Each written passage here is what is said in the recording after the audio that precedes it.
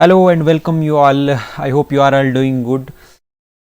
तो friend this the lecture fourth of reasoning VLW की जो हम रीजनिंग डिस्कस कर रहे थे। VLW का जो आपका पंचायत सेक्रेटरी का सिलेबस है उसका रीजनिंग कंपोनेंट हम डिस्कस कर रहे थे। इसमें हमने लेक्चर 1 में number series, letter series, semantic series, ये सभी चीज़ें हमने पहले ही डिस्कस कर ली हैं। ठीक है, नेक्स्ट स्पीड, डिस्टेंस और टाइम ये हम डिस्कस करेंगे। मैथ का जब हम पढ़ेंगे तभी डिस्कस करेंगे।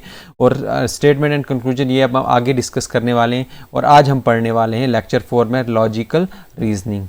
ठीक है, अगर आपने लेक्चर 1, 2, 3 नहीं देखा, सबसे पहले आप वो देखिए। ठीक है, फिर ये लेक्चर 4 भी आप देखिए। और इसी तरीके से एक एक करके मैं सभी टॉपिक को एक एक करके सभी टॉपिक्स को डिस्कस करूंगा। यहाँ पर ये पूरा सिलेबस मैं आपको कंप्लीट करूंगा। रीजनिंग, मैथ और भी सब्जेक्ट्स का हम सब पूरा सिलेबस कंप्लीट करेंगे यहाँ पर। और अगर आपने सब्सक्राइब नहीं किया तो चैनल को सबसे पहले सब्सक्राइब कर लीजिए। तो चलिए बिना टाइम वेस्ट किए स्टार्ट करते हैं।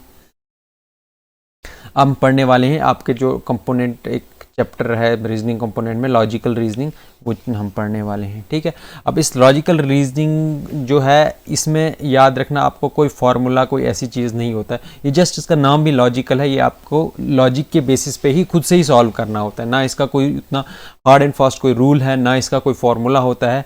ये जस्ट आपको क्या करना है, प्रैक्टिस करना है। ठीक है, ये सिर्फ आपको प्रैक्टिस करना है। आपको कम से कम 100 to 200 क्वेश्चंस इसके प्रैक्टिस करने। ये आपका मोस्ट स्कोरिंग पार्ट बन जाएगा अगर आपने प्रैक्टिस किया। हालांकि 90% जो बच्चे होते हैं ना, वो इसको क्या लाइटली ले लेते हैं और इस पे बिल्कुल भी काम नहीं करते हैं। ठीक है, जिसकी वजह से वो उनको लगता है हो जाएगा, लेकिन लास्ट में नहीं होता। इजी क्वेश्चन भी आपको गलत हो जाता है एग्जाम में। तो ताकि आप गलत ना करें, इसलिए आपको क्या करना है, प्रैक्टिस करना है इस चीज़ों को। ठीक है, चलिए स्टार्ट करते हैं। अब ये जो हम डिस्कस करते हैं लॉजिकल रीजनिंग, इसमें हम बहुत सारे टॉपिक्स आते हैं। ठीक है, ये इस तरह से देखा जाए तो बहुत वास्ट है, लेकिन हम यहाँ पर आपको इस एग्ज़ाम को नज़र में रखते हुए, और आपको ज़्यादा से ज़्यादा 1 से 2 मार्क्स का आएगा, तो हम उसी हिसाब से करेंगे ताकि 1 से 2 मार्क्स आपके यहाँ पर कवर हो जाए। ठीक है, ज़्यादा इतना डीप भी नहीं पढ़ेंगे कि आपको ये पूरा 10 दिन 15 दिन आप एक ही इस टॉपिक में लगा दें। तो आपको इस तरह से पढ़ना है ताकि आप जो 1 या 2 मार्क्स आएंगे वो अपने 2 मार्क्स कवर कर लें। ठीक है, चलिए सबसे पहला टॉपिक इसमें जो होता है वो होता है कोर्स ऑफ एक्शन। ठीक, दूसरा टॉपिक होता है इसका आर्गूमेंट, तीसरा टॉपिक होता है इसका एजम्पशन, फिर उसके बाद आता है चौथा इन्फेरेंस। और उस तरह से और भी 5, 6, 7 कुछ आते हैं जो आपके लिए इंपॉर्टेंट नहीं है। ये मैं आपके लिए सिर्फ ये 4 डिस्कस करूंगा जो आप मोस्ट एग्जाम्स में आते हैं। और आर्गूमेंट, एजम्पशन, 95% जो क्वेश्चन हैं वो इसी से आते हैं, आर्गूमेंट और एजम्पशन में से। और कोर्स ऑफ एक्शन और इन्फेरेंस में से मेनली जो है 5% बाकी आते हैं। बाकी टॉपिक्स में बहुत कम रेयरली चांस है कोई क्वेश्चन आएगा। ठीक है, चलिए बिना टाइम वेस्ट करते हुए अब मैं बताता हूँ कोर्स ऑफ एक्शन होता क्या है। इसमें देखो क्या होगा, आपको सबसे पहले ऊपर एक स्टेटमेंट दिया होगा। ठीक है, आपको एक स्टेटमेंट दिया होगा। ठीक, स्टेटमेंट में कुछ भी दिया होगा और नीचे आपको दिया होगा course of action. Course of action option 1 और ऑप्शन 2, ऑप्शन 3 भी हो सकता है, अगर नहीं होगा तो 1 या 2। आपको फिर नीचे ऑप्शन दिए होंगे कि फर्स्ट 1 फॉलोज। ठीक है, फिर दूसरा ऑप्शन दिया होगा सेकंड फॉलोज। ठीक है, इसी तरीके से first and second both follows, neither 1 not 2 follows. ठीक है, इसी तरीके से आपको 4 ऑप्शन दिए होंगे। आपको देखना है स्टेटमेंट के हिसाब से कौन सा इसका कोर्स ऑफ एक्शन जो है इसको फॉलो करता है। ठीक है, तो देखो अब जो स्टेटमेंट दिया होगा ना, आपको जो आपके पास स्टेटमेंट गिवन होगा उसमें एक कोर्स ऑफ एक्शन में याद रखना एक प्रॉब्लम डिस्कस की होगी। ठीक है, कोई भी एक प्रॉब्लम डिस्कस की होगी।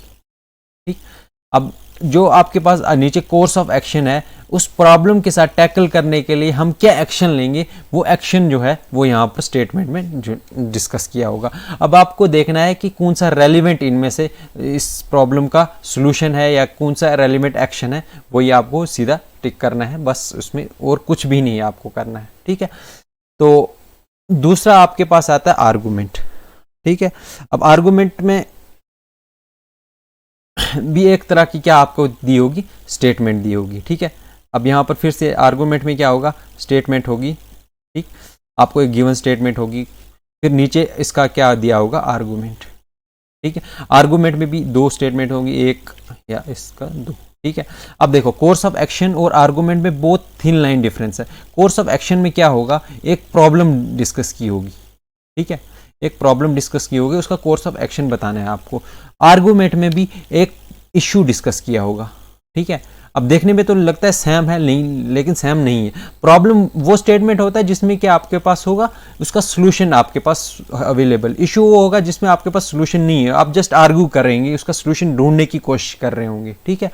इसमें आपके पास क्या होगा, एक तरह का इशू डिस्कस किया होगा और उसके ऊपर 2 आर्गुमेंट्स होंगे। आपको देखना है कि कौन स्ट्रांगली इसको फॉलो करता है, ठीक है। इस इशू को कौन स्ट्रांगली जो है इसको फॉलो करता है, वो आपको इनमें बताना होगा, सीधी सी बात, ठीक। फिर आपके पास थर्ड आता है आपके पास अजम्पशन, ठीक है। अब अजम्पशन में क्या होगा, आपके पास एक रैंडम स्टेटमेंट दिया होगा, ठीक है। इसमें देखो, इसमें प्रॉब्लम डिस्कस की होगी, इसमें कोई इशू डिस्कस किया होगा। अजम्पशन में क्या होगा, स्टेटमेंट में आपके पास कोई भी कुछ भी रैंडम चीज़ बता दी होगी, ठीक है। अब आपको उसको अजम्पशन 1 अजम्पशन 2 बतानी है उसकी, ठीक है। अजम्पशन में क्या होगा, उस एक्शन या कोई भी जो स्टेटमेंट होगा उससे पहले का लॉजिक जो होगा ना, ये हमने क्यों किया, ये काम जो स्टेटमेंट में उन्होंने दिया ये हमने क्यों किया, इसके पहले का जो लॉजिक है ना, उसके पीछे की अजम्पशन वो हमें यहाँ पर दी होगी। जो रेलिवेंट एग्जाम्पशन होगी उसी का आपको आंसर टिक करना है, ठीक है। तो इन चीज़ों का कोई फॉर्मूला, कोई हार्ड फास्ट रूल नहीं होता, ये जस्ट आपको अपनी लॉजिकल जो मेंटल एबिलिटी है वही यूज़ करके आपने यहाँ पर इनका आंसर करना होता है, ठीक है। अब देखो, चौथा है आपके पास इन्फेरेंस, ठीक है। इन्फेरेंस में क्या होता है, आपके पास एक स्टेटमेंट दिया हुआ, उस स्टेटमेंट से जो कंक्लूजन निकलेगा वो कंक्लूजन आपको बताना है, कौन सा रेलेवेंट कंक्लूजन है स्टेटमेंट का, ठीक है। तो इसका कोई भी, मैंने आपको पहले ही बताया, कोई रूल्स नहीं होते, ठीक है। फिर भी कुछ जो मेन चीज़ें होती हैं, जैसे कुछ कीवर्ड्स होते हैं, अगर वो स्टेटमेंट में आ जाएं तो वो स्टेटमेंट में किस तरह से आपको रीड करने हैं, ठीक है। अगर वो कीवर्ड्स आ जाएं तो किस तरह से आपको स्टेटमेंट को छोड़ना है, गलत करना, सही करना है, वो मैंने कुछ आपके लिए लाए। चलिए वो डिस्कस करते हैं। हमारे पास कुछ जो है रूल्स हैं, ठीक है। सबसे पहला रूल क्या है, rule number 1, if statement include some word like only, always, future, ठीक है। अगर ऐसे स्टेटमेंट होंगे, ठीक है, मतलब ओनली का मतलब क्या होगा कि आपको वो स्टेटमेंट जो है बांध देगी, ठीक है। इसका यही एक ऑप्शन है, इसका मतलब जब भी ओनली वर्ड आएगा ना, आपको मतलब आपके पास स्टेटमेंट में मान लो कोर्स ऑफ एक्शन का है, एक स्टेटमेंट दिया होगा, नीचे कोर्स ऑफ एक्शन में जो पहला स्टेटमेंट दिया होगा उसमें ओनली वर्ड कहीं पे भी आता है, आपको सीधा स्ट्रेट फॉरवर्ड उसको गलत कर देना, वो कभी भी ठीक नहीं होगा। इस तरीके से अगर आपके पास वर्ड ऑलवेज होगा, ये भी हमेशा गलत होगा। फ्यूचर होगा, ये भी आपके पास हमेशा इसको गलत करना है, ठीक है, ये कभी भी सही नहीं होगा। रूल सेकंड क्या कहता है, अगर आपके पास यूनिवर्सल ट्रूथ है, ठीक है, मान लो फिर से आपको स्टेटमेंट दिया है, स्टेटमेंट, ठीक है, ये स्टेटमेंट है, इसका कोर्स ऑफ एक्शन या अजम्पशन कुछ भी आप मान लो, अजम्पशन 1 अजम्पशन 2, मान लो अजम्पशन 1 में कोई भी यूनिवर्सल ट्रूथ दिया है, ठीक है। जैसे हम एक मान ले sun rises from east, sun rises from east, तो आपको कुछ भी हो, ये यूनिवर्सल ट्रूथ है तो आपको इसको हमेशा राइट ही टिक करना है, ठीक है। बस ये है कि इस स्टेटमेंट को रेलिवेंट होना चाहिए, ये नहीं कि ये कुछ और डिस्कस कर रहा है तो यहाँ पर कुछ और इसका जो आर्गूमेंट है वो है, वो नहीं। अगर इसी के रिलेटेड है, अगर यूनिवर्सल ट्रूथ है तो ये आपको सीधा से टिक कर देना है, ये हमेशा ही करेक्ट होगा। इसी तरीके से अगर कोई एडवर्टाइजमेंट है, ठीक है, आपका जो आर्गूमेंट है उसमें कोई एडवर्टाइजमेंट है, ठीक है, या फिर कोई नोटिस है, कोई गवर्नमेंट का नोटिस है, ओब्वियसली वो आपके पे कंपलसरी आपको मानना ही है। कोई प्राइवेट नोटिस है वो भी आपको मानना है, ठीक है।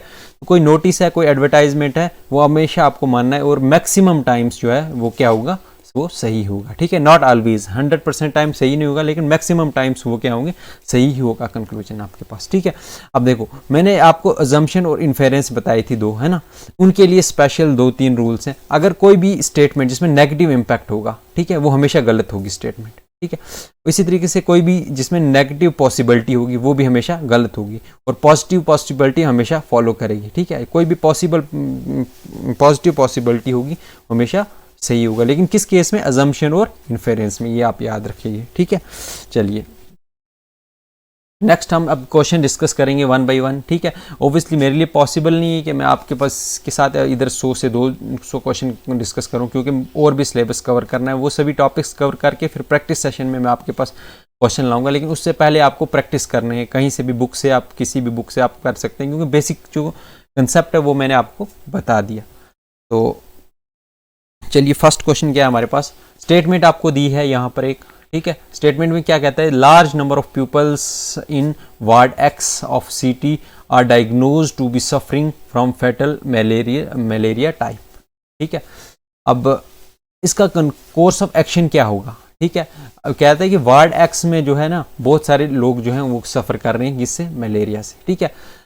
अब कोर्स ऑफ एक्शन इसका क्या होगा कि जो सिटी म्यूनसिपल अथॉरिटी है should take immediate step to carry out extensive fumigation in ward X, ठीक है। ओबियसली जो सिटी म्यूनसिपल अथॉरिटी है उसको स्टेप्स लेने चाहिए ताकि डिसइंफेक्ट कर सके वो, हाँ ये बात तो सही है, ठीक है। अगर बहुत सारे लोग सफ़र कर रहे हैं तो ये स्टेप उनको लेना चाहिए, एक्शन उनको करना चाहिए। फिर सेकंड स्टेटमेंट क्या कहता है, the people in the area should be advise to take step to avoid mosquito bites, ठीक है। ऑब्वियसली मॉस्किटो बाइट से उनको बचना चाहिए, ठीक है, ये भी स्टेप्स उनको लेना चाहिए। इसका मतलब ये इस स्टेटमेंट के कोर्स ऑफ एक्शन ये दोनों फॉलो करते हैं, ठीक है। तो ऑप्शन कौन सा होगा, ऑप्शन बोथ 1 and 2 फॉलोज, ठीक है, ये ऑप्शन बोथ 1 and 2 फॉलो, ठीक है। इसी तरीके से आपको देखना है इसका कोर्स ऑफ एक्शन क्या होगा, तो इसको टिक करना है आपको। इसी तरीके से नेक्स्ट स्टेटमेंट क्या है, large number of people die every year, ठीक है, due to drinking polluted water during the summer, ठीक है। अब कह रहा है कि बहुत सारे लोग जो हैं उनकी डेथ हो जाती है हर साल इसकी वजह से, पॉल्यूटेड वाटर ड्रिंकिंग की वजह से, ठीक है। अब इसका कोर्स ऑफ एक्शन क्या होना चाहिए, कहता है कि पहला स्टेटमेंट है government should make adequate arrangement to provide safe drinking water to all citizen, yes government को स्टेप लेना चाहिए। फिर सेकंड स्टेटमेंट क्या कहता है, the people should be educated about the danger of drinking water, should people जो है उनको भी सेंसिटाइज करना होगा, उनको भी अवेयर करना होगा, ये दोनों स्टेप गवर्नमेंट को लेने चाहिए, ठीक है। तो इसका मतलब इसका भी option 5 is the correct answer, both 1 and 2। चलिए नेक्स्ट स्टेटमेंट हमारे पास क्या है, should India encourage export when most thing are insufficient for internal use itself, ठीक है। कहता है कि क्या इंडिया को इनकरेज बढ़ाना चाहिए अपना एक्सपोर्ट, हालांकि बहुत सारी चीज़ें जो हैं इनसफिशिएंट है, इंटरनल हमें खुद के यूज़ के लिए वो सफिशिएंट नहीं है, फिर भी हमें क्या अपने एक्सपोर्ट बढ़ाना चाहिए, अपने एक्सपोर्ट करनी चाहिए वो चीज़ें। आर्गूमेंट है यहाँ पर, ठीक है। आर्गूमेंट में ये पहला क्या कहता है, we should earn foreign exchange, ठीक है, हमें फॉरेन एक्सचेंज अर्न करना चाहिए टू पे, हमारे इंपोर्ट्स को पे करने के लिए, ठीक है। ओब्वियसली जब हम कोई चीज़ इंपोर्ट करेंगे हमें एक्सपोर्ट भी करना पड़ेगा, ठीक है ना, एक्सपोर्ट करेंगे तो ही अर्न करेंगे, फिर हम इंपोर्ट्स का भी पे करना पड़ेगा, ठीक है। ये स्टेटमेंट तो बिल्कुल करेक्ट है, ठीक। Even selective encouragement would lead to shortage, कह रहे हैं कि अगर हम मतलब थोड़ा सा भी अगर बढ़ाएंगे अपना एक्सपोर्ट वो हमारे को क्या करेगा, शॉर्टेज करेगा, ये बिल्कुल नेगेटिव स्टेटमेंट है। ये कह रहे हैं कि हमें इनकरेज करना चाहिए क्या एक्सपोर्ट्स को, है ना, लेकिन ये इसको बिल्कुल अपोजिट बात कर रहा है, इसका मतलब ये इसका आर्गूमेंट नहीं है, ठीक है। तो इसका करेक्ट ऑप्शन क्या होगा, ऑप्शन 1, एक स्ट्रॉन्ग आर्गूमेंट है इसका, ठीक है। चलिए नेक्स्ट आपके पास स्टेटमेंट दिया हुआ है, should there be a student union in college और यूनिवर्सिटी। अब देखो कॉलेज और यूनिवर्सिटीज़ में क्या स्टूडेंट यूनियंस बनने चाहिए, नहीं बनने चाहिए, ठीक है। अब इस पे आर्गूमेंट पहला क्या है, ये कह रहे हैं नो, नहीं बनने चाहिए, this will create a political atmosphere in the campus, ठीक है। इससे क्या होगा, कैंपस में एक पॉलिटिकल एटमोसफियर क्रिएट होगा, ये बात सच है। अगर यूनियंस बनेगी, इलेक्शन होगी, वोटिंग, तो एक पॉलिटिकल एटमोसफियर तो क्रिएट होगा, हाँ ये इसका आर्गूमेंट ठीक है, नहीं बनने चाहिए, क्योंकि इस यहाँ पर क्या ओबियसली फॉर कैंपस किसके लिए होने चाहिए, मैं स्टडीज़ को फोकस करने के लिए। फिर दूसरा आर्गूमेंट कहता है हाँ बनने चाहिए, क्यों, it is necessary student to for future, it is very necessary student are future political leaders, कह रहे हैं कि स्टूडेंट्स जो हैं वो क्या है, हमारे फ्यूचर पॉलिटिकल लीडर्स हैं, ठीक है। अब वो लीडरशिप क्वालिटी कहाँ से सीखेंगे, वो यहीं से सीखेंगे ना, कॉलेज से, अपने कैंपस से। तो इसका मतलब ये भी, इसका भी जो आर्गूमेंट है वो भी सही है, ठीक है। हालांकि दोनों, एक नेगेटिव एक पॉजिटिव, लेकिन दोनों आर्गूमेंट इसके सही है। तो इसका मतलब option both 1 and 2 are strong argument, ठीक है। चलिए next, it is describe to put the child in school to get age of 5 or so, ठीक है, सॉरी डिजायरेबल, क्या ये डिजायरेबल है कि हम जो 5 साल या उससे ज़्यादा के बच्चे को स्कूल में क्या उसकी एडमिशन करवाएं, ठीक है, उसको स्कूल में डालें, ठीक। पहला एजम्पशन, इसका इस बात के पीछे का एग्जम्पशन क्या हो सकता है ये आपको बताना है। पहला क्या है, at the age the child reaches appropriate level of development and is ready to learn. ठीक है, कहता है कि जब 5 साल का बच्चा होता है तो अप्रोप्रिएट लेवल ऑफ डेवलपमेंट, और बच्चा जो है तैयार होता है किसके लिए, पढ़ाई करने के लिए तैयार होता है। ठीक है, इस बात के पीछे एक, मुझे भी लगता है ठीक होगा ये बात, इसके पीछे लॉजिक हो सकता है। फिर दूसरा कहता है the school do not admit children after 6 year age. कहता है स्कूल जो है वो एडमिट नहीं करते हैं बच्चों को 6 साल के बाद। तो ये देखो, ये इसके साथ, इस जो स्टेटमेंट है इसके पीछे, इसके साथ इसका कोई लेना देना है, स्कूल का एडमिशन का कोई जिक्र है इसमें नहीं है, और इसने आउट ऑफ कंटेक्स्ट बात की। इस स्टेटमेंट के पीछे ये कोई एजम्पशन बनता ही नहीं है। ठीक है, जो इसने ऊपर रीज़न दिया। और उसके अलावा अगर इस स्टेटमेंट को फिर से भी आपने देखना है तो मैंने आपको अभी बताया था पीछे जो हम पढ़ रहे थे रूल्स में मैंने बताया था, अगर नेगेटिव इम्पैक्ट हो, नेगेटिव इम्पैक्ट हो, इम्पैक्ट किस में, मैंने बताया था अजम्पशंस वाले केस में, अगर नेगेटिव इम्पैक्ट हो आपको हमेशा सीधा क्या करना, स्टेटमेंट को गलत करना है। तो नेगेटिव इम्पैक्ट है, डू नॉट एडमिट चिल्ड्रन। ठीक, तो इसका मतलब option 1 is the only correct answer. तो क्या option only assumption 1 is implicit. ठीक है, चलिए नेक्स्ट हमारे पास क्या है, in order to bring punctuality in our office, ठीक, we must provide conveyance allowances to our employees। ठीक, in charge of the company tells the personnel manager. देखो, कंपनी का जो इंचार्ज है, ठीक है, वो पर्सनल मैनेजर से क्या कहता है कि हमें अगर पंक्चुअलिटी मेंटेन करनी है अपने ऑफिस में, हमें क्या करना चाहिए, अलाउंसेस देने चाहिए अपने एम्प्लॉयज़ को।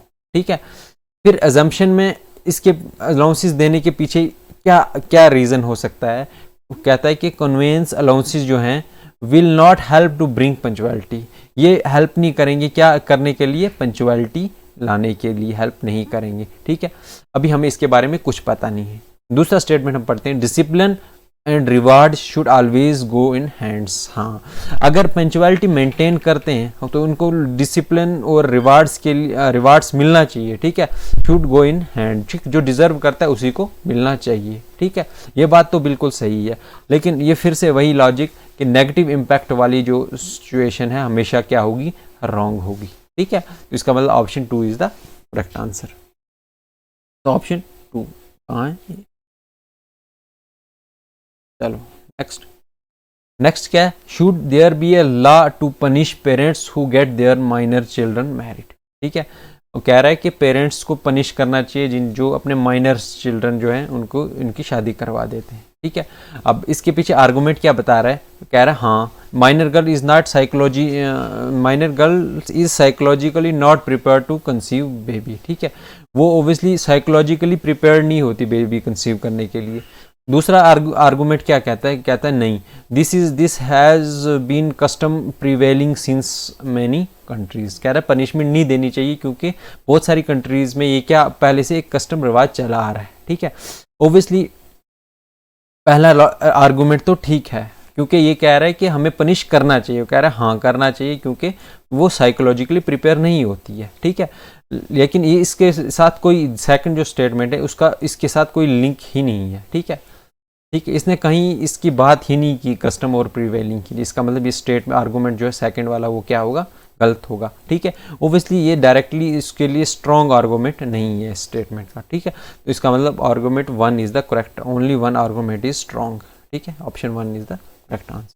ठीक, तो this is the lecture 4 from my side. ठीक है, इसके आप मैक्सिमम से मैक्सिमम क्वेश्चन प्रैक्टिस कीजिए। अगर आपने एक बार 100 से 200 के बीच में क्वेश्चन एक बार प्रैक्टिस कर लिए ना, आपको एक अच्छी कमांड आ जाएगी। ठीक है, क्योंकि ऐसा तो कुछ है नहीं है इसमें आपको कोई फॉर्मूला या कुछ, आपको जस्ट पता होना चाहिए आर्गूमेंट क्या होता है, अजम्पशन क्या होती है, वो अब चीज़ें आपको मैंने बता दी। ठीक है, वो पता है आपको, बस जस्ट लॉजिक ढूंढना है इसके पीछे क्या है, क्या ये अजम्पशन ठीक है, इस स्टेटमेंट के हिसाब से ठीक है कि नहीं, या क्योंकि मैन है ये स्टेटमेंट, अगर इस स्टेटमेंट के हिसाब से है नहीं है, ठीक है, फॉलो करता है नहीं करता है, तो वो चीज़ें आपको देखनी है। ठीक है, thank you for watching this video, मिलेंगे आप नेक्स्ट वीडियो में, थैंक यू।